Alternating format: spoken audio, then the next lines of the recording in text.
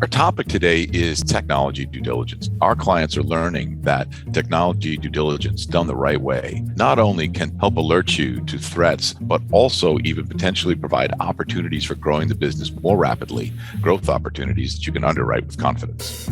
We push pretty hard on what's the thesis, where's the scope, where are the real rubs that we really need to test out. That's Asit Goel, and he's one of Bain's leading experts on technology due diligence. In fact, he recently stood up a team of technology experts here at Bain to help our clients do tech due diligence the right way. I'm still having conversations with sponsors who are just thinking about this for the first time. And that's Chen, a partner in our Boston office. Hank has completed more than 125 diligence assignments over the past 3 years for private equity software investors. Today on Dry Powder, I'll ask Hank and Asit what a robust approach to technology due diligence actually looks like. We'll see what you could discover about a target company from the outside in. It turns out you don't need the keys to the source code or to the server farm to learn a heck of a lot about a business before you're really on the inside. I'm Hugh MacArthur, head of Bain's global private equity practice, and this is Dry Powder.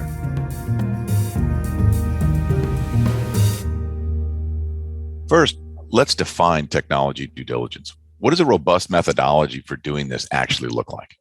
That's a great question, Hugh. So our private equity clients, and frankly, even our corporate clients, when they're buying a target company, very often that target company could be a tech firm, or it could be a non-tech firm that relies on an underlying technology platform, increasingly so.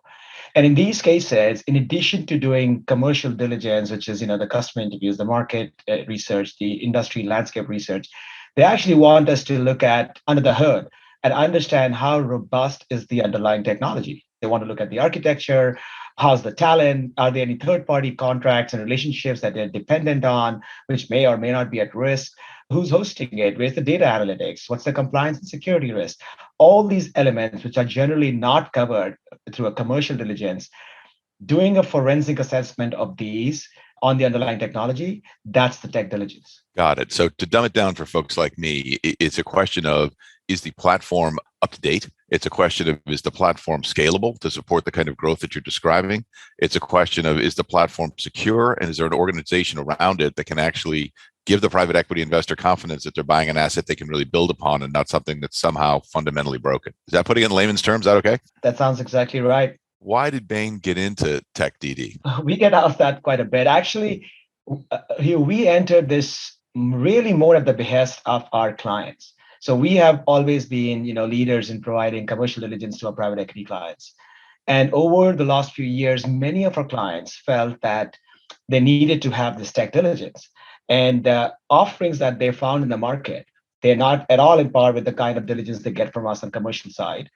And more importantly, they had to often take the tech diligence reports that they got from other vendors. They had to take the commercial diligence that we're doing and reconcile them. And not always do those answers match up. And so then they were left with saying, well, which way do we go? So they needed an integrated answer. They also needed an answer which has to be backed by the analytics, but they has to be packaged into insights and recommendations. I'll give you an example. We had a diligence that we did recently, and this company was a machine language translator for an OTT, so it's a media firm. And they were saying, look, we've got all our IP covered by third party. And as long as you look at the third party contracts, you're great. And when we did the tech diligence, went and found that actually there is a lot of internal IP that this company had developed internally, which when we did a forensic on them, turned out to be pretty good IP.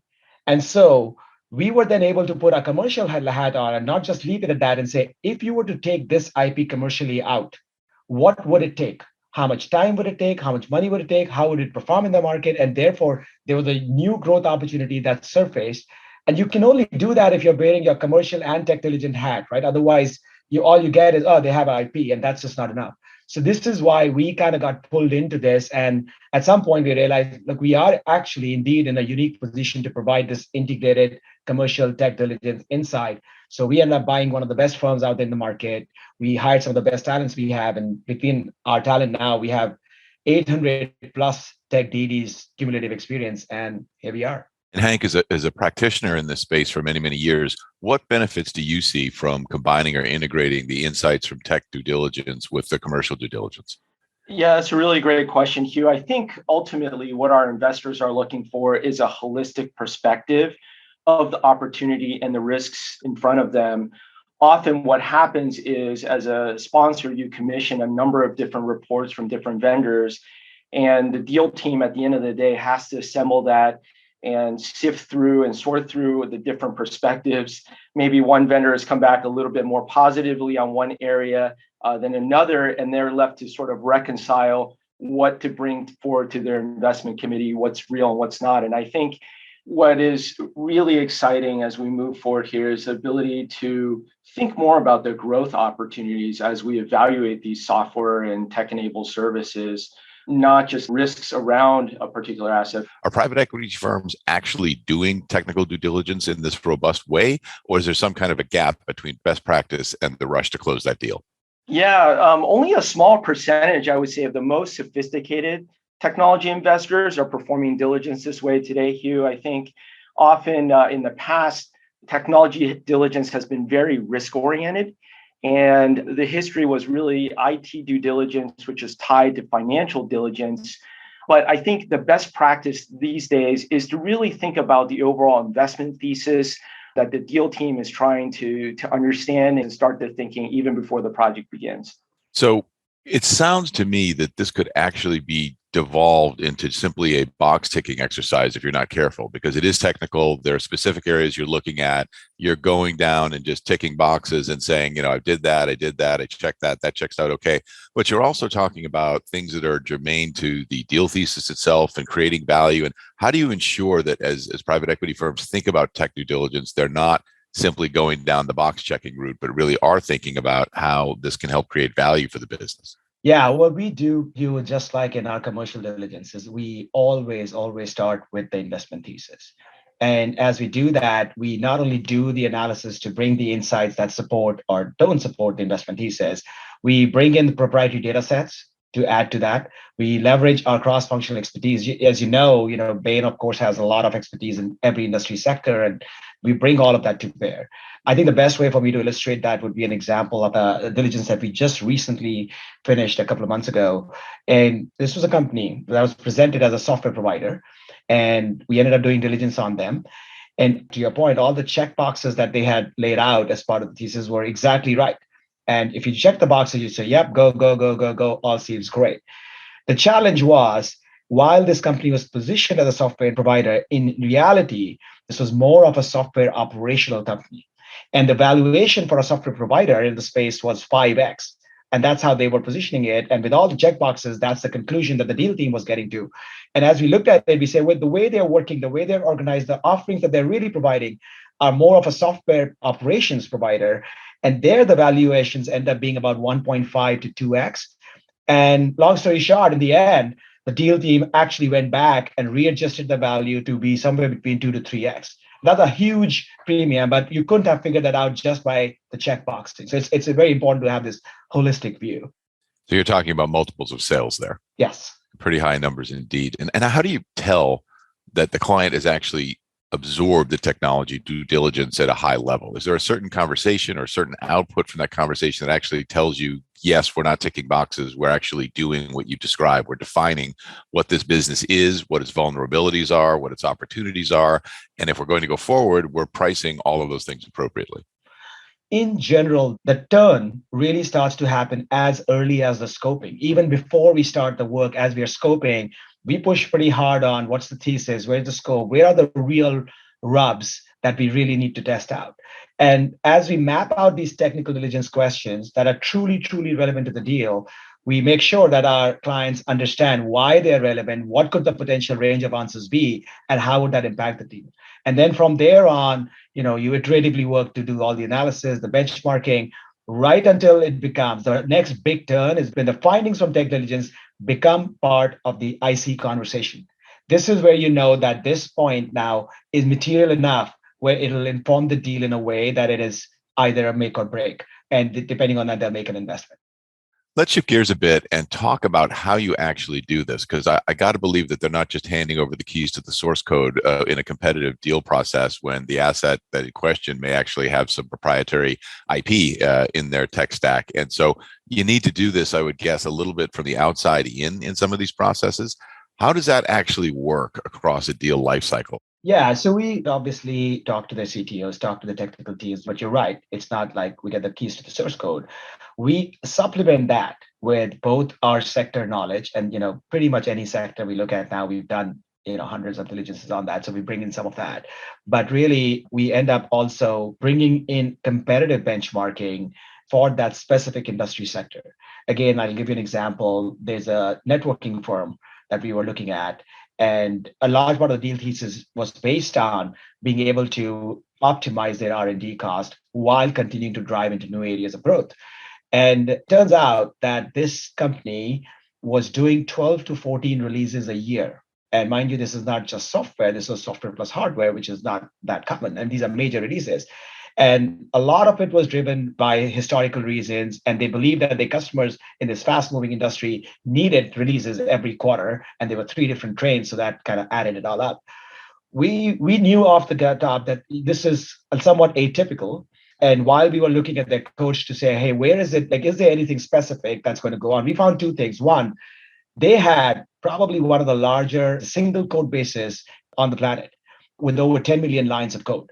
And so you can imagine every time you do a release, there's a massive amount of trash in checking it. And then we went and spoke to the customers, their and channel partners, and 70% of the customers said, we never use their first release because there's going to be so many bugs. And by the way, we cannot absorb, we would love to absorb it every quarter. That's the goal. But we cannot absorb anything more than maybe twice a year. And so we ended up going back and saying, this is, you're wasting money, you're wasting time and energy, redo your release scheme. So it was a combination of what we got from them internally, knowing what the source code looks like, which we wouldn't know outside in, but also outside in, what the industry is able to absorb. And as you put that together, that then opened up a whole different way for them to do R&D. So this is something that you really can do from the outside in with a targeted data request. You don't need access to server rooms or data management or anything proprietary like that in order to come up with these types of insights. Yeah, that's certainly not the case anymore. And the most sophisticated sponsors really are asking us to do outside in diligence more and more often. Some only do that exclusively because it provides them a leg up on the competition, ability to front run a process. So it is amazing, Hugh, how much you can learn from talking to ex-employees who used to be on the inside, and they know what the company has struggled through, what they're trying to develop. And when you pair that together with what we do on the commercial diligence side, just provides a really, really powerful picture of what's happening at the company. Could you share an example of a surprising discovery that a client may have made from the outside in before they got under the hood, so to speak?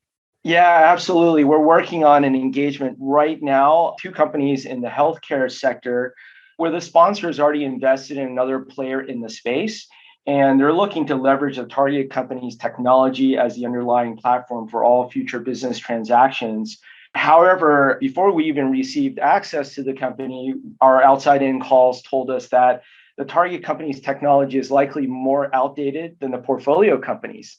And so that's been a surprise to both the deal team as well as ourselves. And, for us, that's in thinking about the number of scenarios going forward and, the near term integration scenario is becoming increasingly unlikely. And we now have to think through a number of different scenarios as they think about their go forward strategy.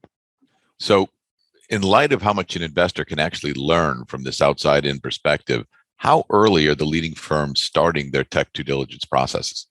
Generally speaking, they would be starting an outside in diligence really concurrent with a commercial diligence and trying to get several weeks ahead of when they will have access to management in a data room.